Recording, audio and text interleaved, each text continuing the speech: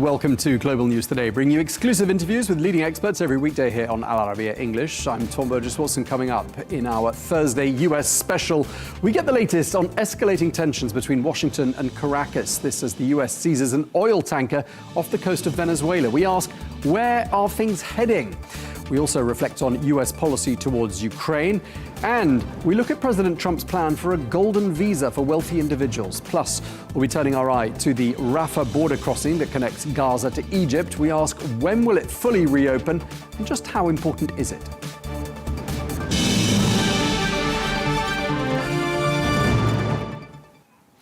Hello, and thank you for joining us. It is Thursday, and as always on this day of the week, we focus on the United States with some of the week's top stories there in the US. First, President Donald Trump says that the US has seized what he called a very large oil tanker off the coast of Venezuela. Well, this comes in the context of mounting tensions between Washington and Caracas, which has seen a massive US military buildup in the region, as well as strikes against suspected drug vessels. Well, the Venezuelan government has called this move blatant theft and described the seizure as an act of international piracy. All these developments have sent oil prices rising higher.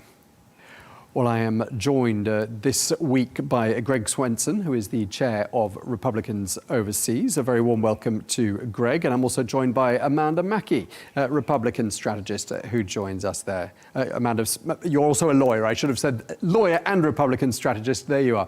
Thank you both for joining us. Well, Amanda, since I botched your title, why don't we start by asking you, what's your understanding? On what grounds was this tanker seized off the coast of Venezuela?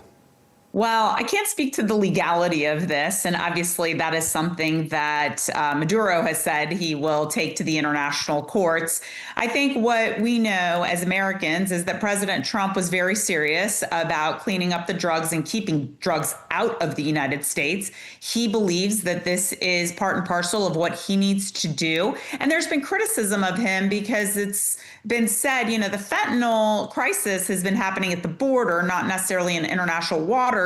But President Trump, nevertheless, has been relentless in pursuing what he believes are drug runners, narco terrorists coming from the country of Venezuela. I think a lot of people are viewing this as this is President Trump's way of forcing Maduro out, changing the regime in Venezuela and doing it in a less taxing way on our soldiers and airmen and sailors. And so that's just a different take that he's taking. But certainly the Trump administration would say that this is a regime that needs to be removed from Venezuela. Okay, Greg, is that your understanding? And how would you respond to this cry by Caracas that this seizure of a tanker is blatant theft? Well, there's two different moving parts here. One is the specific allegations about this tanker. It was a tanker that had been sanctioned and had been used to fund terrorist organizations. So there was a specific reason that this ship should have been seized a long time ago. I mean, ships get arrested all the time for not filling out the proper forms or something, but or not paying their bills. But in this case, it was seized for specific reasons. But then, as Amanda said, the overall, arching theme here is that Venezuela is a significant risk for the United States, unlike, something like Ukraine, where, maybe indirectly Russia is a threat to the United States with the Ukraine conflict. But this is right next door. This is a very close neighbor. And, they are running drugs. Basically, the government in Venezuela is a narco-terrorist government. And so cutting off the narco supply, cutting off their revenues will actually help weaken Maduro, of course. But the other thing is, this is part of the renewal of the Monroe Doctrine. This is our hemisphere. We're going to pay attention. We saw that in the national security strategy. We're going to be focused on getting rid of the bad guys in our region. And then, of course, you have the fact that, Amanda mentioned that the drugs are coming through the Mexican border, but the Mexican cartels are essentially working in many respects for the Venezuelan cartels. The real power in the drug trade now is in Venezuela. Okay, Amanda, I mean, there's been this massive military buildup in the region for a few weeks now. I just want to ask you where you see things heading to from here. Yeah, I mean, I think it's interesting because with, for example, Maria Corina Machado, going to Europe now, fleeing from Venezuela, and she gave, or her daughter gave, a very fiery speech about what's happening in Venezuela, and she herself. Machado talked about how the country of Venezuela has really been infiltrated by Hamas, Hezbollah, Iranian nationals, and other organizations that have created, a terrorist hub, if you will, in Venezuela. So this is all part of what President Trump is trying to dismantle. Obviously, we're talking about oil being taken from Venezuela to Iran, and President Trump is trying to stop that from happening. So this is all part of, whether it's narco-terrorism or terrorism in general, Venezuela is a hotbed for that. And I think that's why President Trump is so focused and so geared up.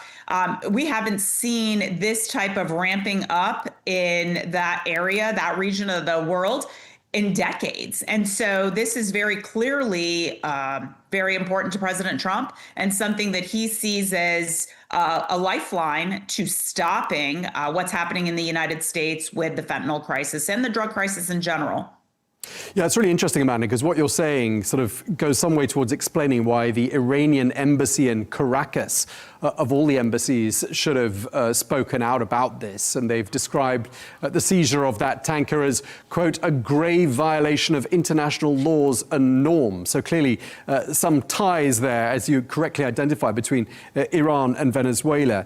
Let me ask you, Greg, I mean, what do Americans make of all of this? I mean, do they like the idea that President Trump, who was supposed to get the United States out of old conflicts and not start any new ones, could be in the process of starting a new one? Yeah, that's always a concern. And I think Americans, don't want to have forever wars. They don't want regime change if it's in a faraway place. But again, this is our neighbor, and it's really important that we control things in our own hemisphere. And also, the big difference here between Venezuela and Iraq and Afghanistan and Libya and all the mistakes that were made over the last 20 years is Venezuela is quite ready for democracy. They've got a massive supply of oil that's been, that industry has been absolutely crushed. They used to be the richest country in South America. Now they're arguably one of the poorest. And so they're really ready for this. Maria Corina Machado, she basically won an election. So I think once Maduro is eliminated or leaves the country peacefully, they'll be quite ready for democracy. This is a country that wants democracy, which you can't say about every regime that we've tried to change in the last generation. Right. And you both seem to be sort of erring on the side of speculating that perhaps Maduro is going to be heading off to pastures new. And in fact, President Trump said in his interview with Politico, Maduro's days are numbered. Amanda, where might he go? Well, I think the latest that we've heard is there is some diplomacy happening with the ambassador from Venezuela and the government of Belarus. So that could be a place that he's exiled to. But certainly there are other countries Venezuela has obviously done business with and has deep ties with. And, to the point that's been made, Venezuela used to be the wealthiest country in South America. And in one generation, look what's happened.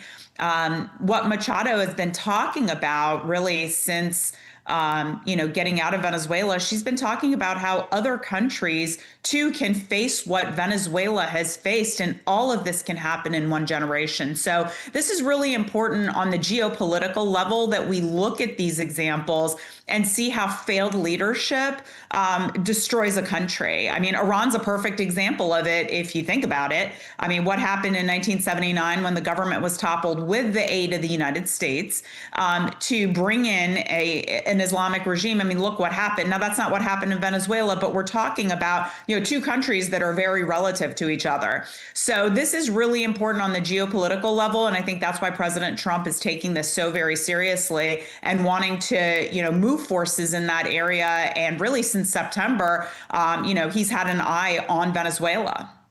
Yeah, and I'm wondering, I mean, this is a bipartisan issue as well, isn't it? Because, I mean, Venezuela, since the days of Hugo Chavez, has been a bit of a thorn in the United States. I mean, are you seeing, Greg, both sides of the aisle sort of largely agreeing that this is a problem that needs to be solved?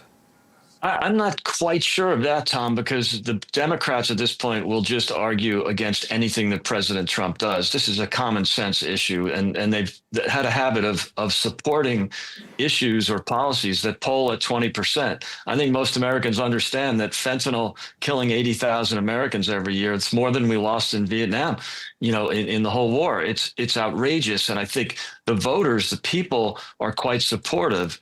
But the Democrats will probably not support anything that the president does, and that's a shame. Okay, let's move on to our next topic, Ukraine, because President Trump has stepped up pressure on the Ukrainian president to accept his peace plan and hold presidential elections.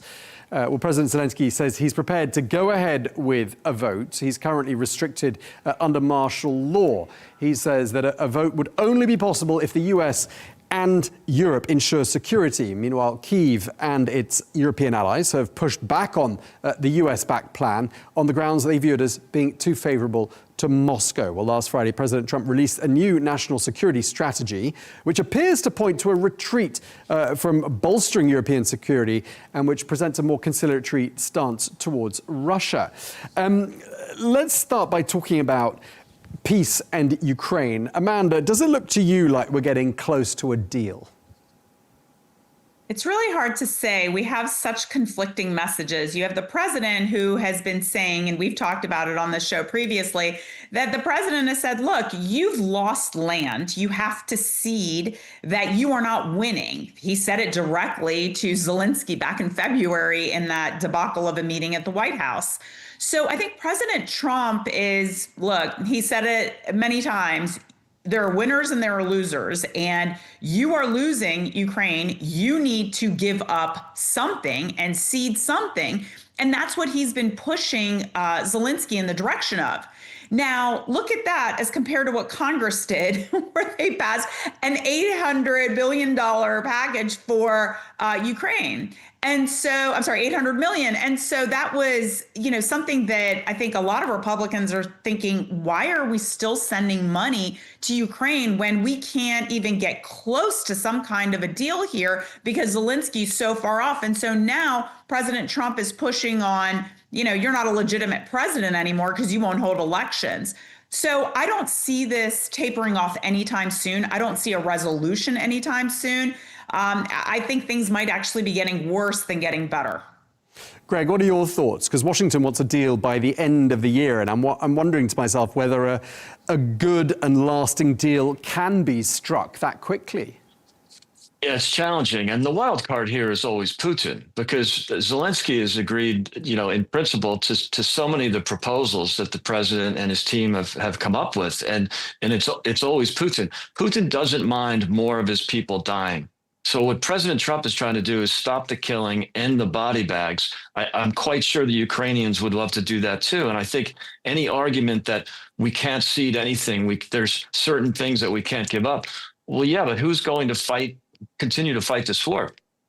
The Europeans have never volunteered boots on the ground. They've never said, oh, this is so urgent, we will fight to the death. They'll keep supplying or sending money to Ukraine, although they're not even doing that as much as they should lately.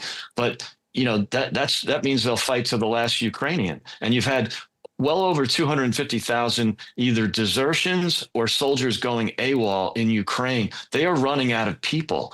And so I'm not sure how anyone who claims that, any advocate for peace is a so-called Putin sympathizer. That's not what President Trump or any of us are doing.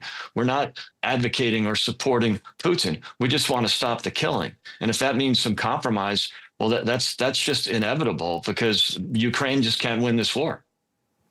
Amanda, I want to get your take on sort of relations between Washington and Europe at the moment. Things seem to be pretty frosty right now. And Russia seems pretty pleased about that because we've heard the Russian Foreign Minister Sergei Lavrov saying today, all misunderstandings with the United States over Ukraine have been resolved, he says. I mean, the Europeans are pretty alarmed by all of this. Do you think they're right to be alarmed? Well, look, Europe, the European nations are much closer in proximity regionally to the conflict. So I think they have a different standard than where we are. And President Trump has said as such. The Europeans have done what they can, but to Greg's point, they haven't put boots on the ground. Yes, they've done what they can to fund. We've certainly done a lot more. We've certainly given a lot more blank checks under the Biden administration to Ukraine. And part of the reason why Trump won, let's not forget, is he said he was going to stop this. Of course, he was going to do this peacefully, but he did not believe in continuing to support this war. This was not our war to fight. And you have Republicans that are coming up for re-election in less than a year, and they're going to be hammered on this question. Why are you supporting funding to Ukraine? This is really important. Regardless of what the administration is saying, Republican members of Congress who are running next November are going to have an answer to that. This is really important for a lot of constituents who are struggling to put food on the table, a roof over our heads. Our economy is not the strongest it's ever been. And so for the American people to see 800 million go out the door to Ukraine, that's very hard to swallow. Okay, we're going to move on to another story now, because the Trump administration has officially launched a new visa program called the Trump Gold Card Visa. Well, the idea is to offer a pathway to non-US citizens to get expedited permission to live in the United States. Well, the upfront application fee is $15,000 US, and then after background checks and vetting, applicants must then make a contribution of $1 million US to get the visa. Well, President Trump says, quote, "It's basically a green card, but much better, much more powerful, and a much stronger path." Greg, I want to ask you, what's been the uptake? Have there been lots of applications? I don't know if there's been applications yet. I think these things take a while to execute. They've been talking about the golden visa for, since the campaign last year. And so I think around this time they were expecting it to actually launch, but it'll take a few months to figure it out. But this is something that's used in other countries. I immigrated to the United Kingdom 10 years ago, and there were plenty of schemes like that where you got a different level of visa based on how much money you invested into the country. I think it's quite sensible. Italy's doing it right now, where there's a massive capital flight out of the United Kingdom, including me. Italy has a proposal. Well, it's not a proposal. They're doing it. It's been quite successful. You pay 200,000 euros in income tax, and that's it. So whether you make 500,000 or 5 million, you pay a flat tax of 200,000 euros. And Milan is booming right now. You have, very, very successful entrepreneurs and business leaders leaving the UK and going to Italy. So these things do work. It's consistent with President Trump's supply side economics philosophy. Lower taxes, deregulate, and incent people to invest in the country and in business. It's quite sensible. Amanda, is this going to be a good earner, do you think, for the US Treasury? I mean, Greg really raised so many great points. All I can say is that, look, we want people who come here and contribute. We don't want them to take from the system. We don't want them to not assimilate. And when you have people who are entrepreneurial, successful in their own right, they understand this and they come to the United States to make it better. That's what we want. That's our goal. And so the struggle has been not just in the United States, but countries in Europe. I mean, we're seeing in Sweden how much Sweden has changed and the criminal levels of activity. They're now having to pay people $35,000, these migrants who came there, they're paying them $35,000 to leave. So we don't want to find ourselves in that situation. We want people to come make America better. We want to be a country of entrepreneurs. And I think that's what President Trump's goal is, seeing the success, as Greg mentioned, he knows this issue much better, of what's happening in Milan, Italy, and other places where they've allowed for these types of things to happen. Okay, we're going to move on to another immigration-related story, because tourists from dozens of countries wanting to visit the United States could be asked to provide a 5-year social media history as a condition of entry. Well, the new condition would affect people from countries that are currently eligible to visit the US for 90 days without a visa, as long as they've filled out an ESTA form. Well, privacy advocates and travel industry groups have criticized the initiative, but President Trump has defended it, saying that it's all about safety and security. Greg, let me ask you, is this likely to become law, do you think? I don't think so. I think it'd be really difficult to implement, and I totally understand why the travel industry would be against it, or would at least discourage it. But I do think there has to be some, whether it's an algorithm or facial recognition, something to make sure that we're not waving terrorists into the country. We've got the 250th birthday of the country coming up. More importantly, the World Cup is being played in the U.S. So you are going to have a lot of visitors to this country. And I think we should do just about everything or anything we can to make sure that there's no terrorists that are going to come in and disrupt things. Whether it's the social media thing, as long as it's only directed at potential jihadists, I'm okay with it. I just am careful and a little cautious that it will end up being, ultimately like we're seeing in the United Kingdom, where it's used to stifle free speech, and we never want to see that. Right. I mean, potential derogatory information is one of the things that they would be looking for. And Amanda, you're going to have the last word of this discussion. But I mean, Greg brought up freedom of speech. And, the First Amendment, everyone knows what it says. It says, Congress shall make no law abridging the freedom of speech or of the press. And I know we're talking here about non-US nationals, but still, doesn't it send out a slightly mixed message about the land of the free, that you could have your social media vetted before you enter the country? Well, they're not U.S. citizens, so they are not afforded the same rights. And I think that in the new world order of the public square being social media, I think it is important to vet people to this country if our goal is to keep the homeland safe. We don't want to, not have people come travel. We don't want to not encourage tourism. But certainly, I think it's important to know if we have people who don't love America and don't want to have good intentions coming to the United States, that's a problem. And things have changed so much. I mean, we've had World Cup games in Washington, D.C. in 1994, and, the world was just a different place back then. The hatred and the vile for the United States, for people like President Trump, those are the types of things that I think we have to be very vigilant of. What's happening in, the UK is really a disgrace to see how people's First Amendment rights have been limited. But at the same time, if you look in the United States, we have rights for Americans, but those rights are limited if you say it in a movie theater, for example, or in your place of employment. And I think President Trump is applying those same standards here. Okay, well, we've run out of time. Thank you very much indeed to you both. Amanda Makki, you had the last word. Thank you to you. And thank you as well to Greg Swenson. Thank you very much indeed. Thanks, Tom. Thanks, Amanda. Thanks.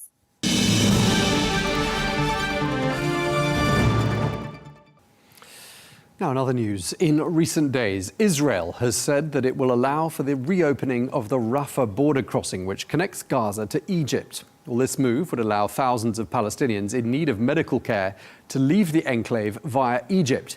But Egypt has expressed alarm at the idea that the border crossing would only be allowed for people to exit, and has said that this is an attempt to expel Palestinians from the Gaza Strip. Well, the Egyptian Foreign Minister, Badr Abdel Ati, is quoted as saying that Egypt cannot allow the Rafah crossing to be a gateway for the displacement of Palestinians in any way. Okay, we can speak now to Mohammed Badreddin, who is a former Egyptian ambassador and former Assistant Minister of Foreign Affairs for Arab Affairs. Thank you very much indeed for taking the time to speak to us, Ambassador. Israel said in the last few days it's ready to reopen the Rafah border crossing, but only for people to leave the Strip. Is that acceptable to Egypt? No, it's not acceptable at all. There is no way to accept this.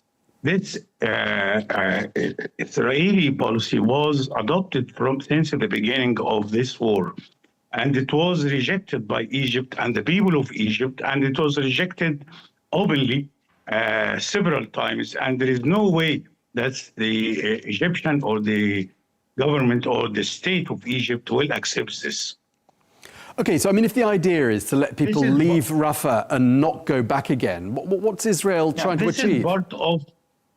This is part of the Israeli policy since the beginning. Actually, since we have to look at the whole picture since Netanyahu came to power, and it was clear and manifested during this war.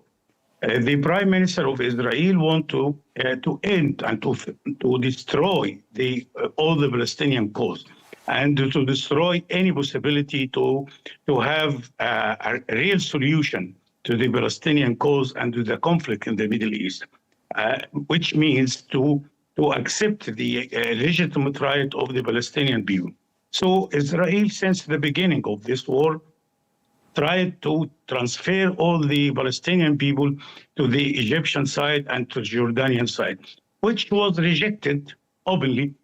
And I will take you back to President Sisi meeting with the Foreign Minister of the United States, Antony Blinken, during the Biden administration in the second week of this war.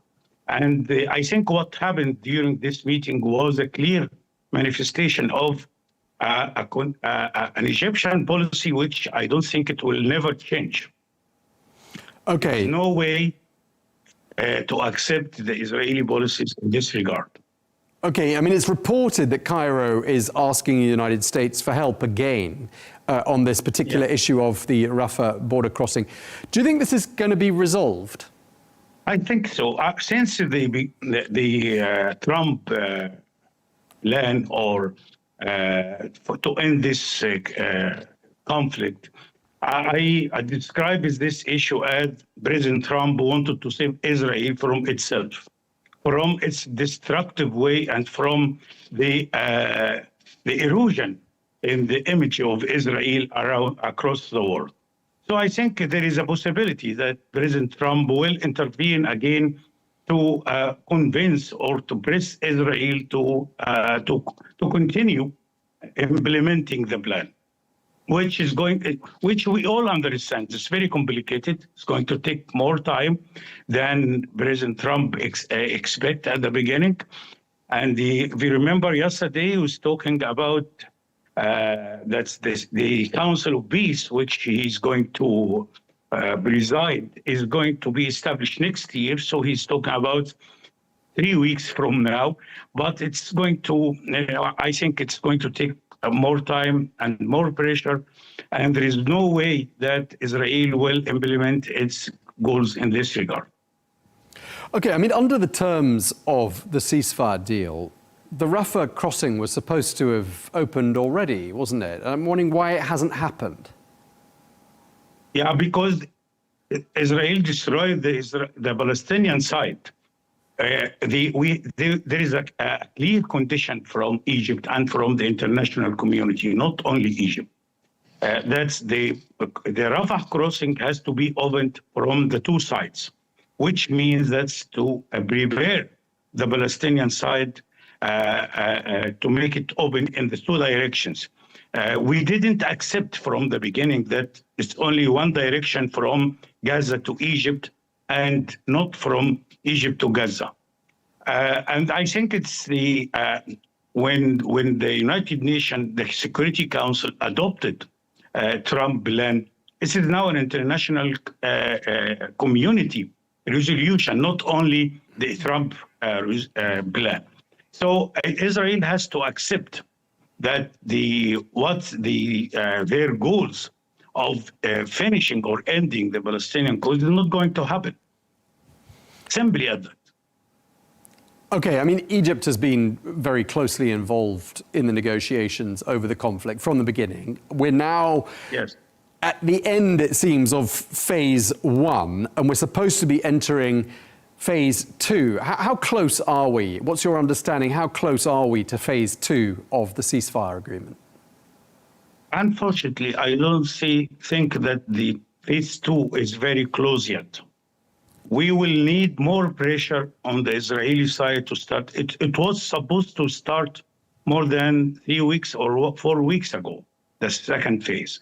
It didn't start yet because Israel wanted to have all the hostage back, which happened, and all they seemed also to have been. But this is still one case. It's going to take some time, but I think we still in the middle of the difficult negotiations which goes on now between which Egypt is trying to mediate with the United States and Israel, and we have to expect some more time. Can Egypt help with finding that deceased captive? Yes, we are trying to help. We are doing this, and there are some rescuing team helping the Palestinian trying to find this person, and I hope that they will find him as soon as possible. But you cannot tell now. Remember, there are thousands of Palestinians also are buried under this ground now, or this huge destruction which we are seeing in Gaza. Sure, it's a very difficult task, I can imagine. I want to ask you about one other thing. According to Egyptian security and military sources, Israel-backed anti-Hamas groups have been increasing activity in Gaza since the ceasefire. It's reported there are now about 1,000 of these anti-Hamas fighters within Gaza. Who are they and what's their role? I'm not sure if they are 1,000 or more or less. I'm not sure about the exact number of those militia. I imagine that those people are packed by Israel to eliminate or to combat the Hamas forces. And also there is a possibility that some Palestinians also are not happy with the policies of Hamas. So I'm not sure if it's all by Israel. And we don't have, as you know, nobody can estimate exactly how many of those people are in Gaza now, and after the clashes and the fighting that we saw during the last months between Hamas and those groups, we are not sure now about if they are still strong forces, or enough forces, or what exactly. You know, there are information about what's going on in Gaza is very limited due to the Israeli policies itself.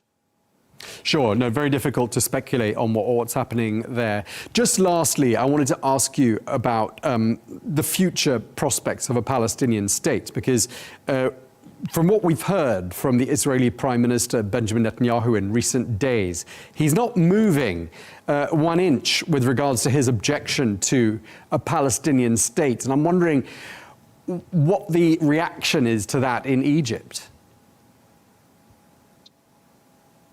As I said in the beginning, Mr. Netanyahu didn't change his position at all since he assumed power during the 90s in the last century.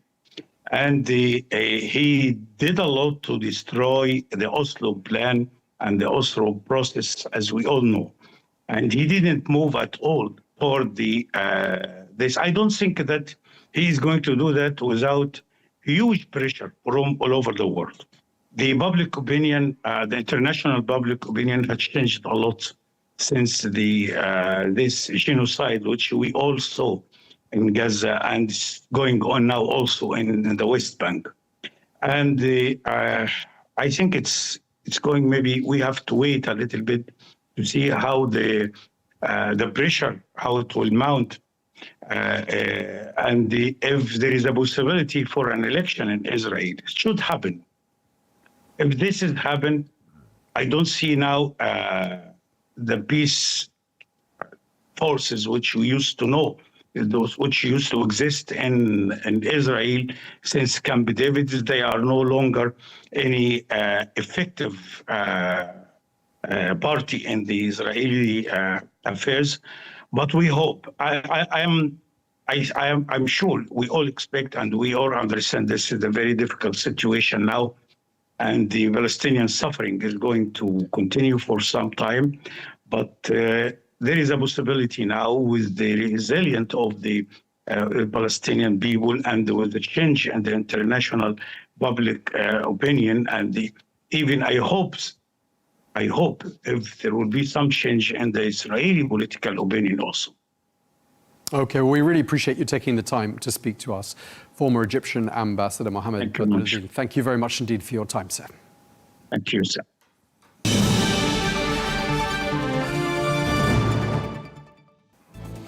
That is all we have time for on Global News today. Thank you very much indeed for watching. Be sure to join us tomorrow when we take a look back at some of the best interviews of the week. Until then, goodbye.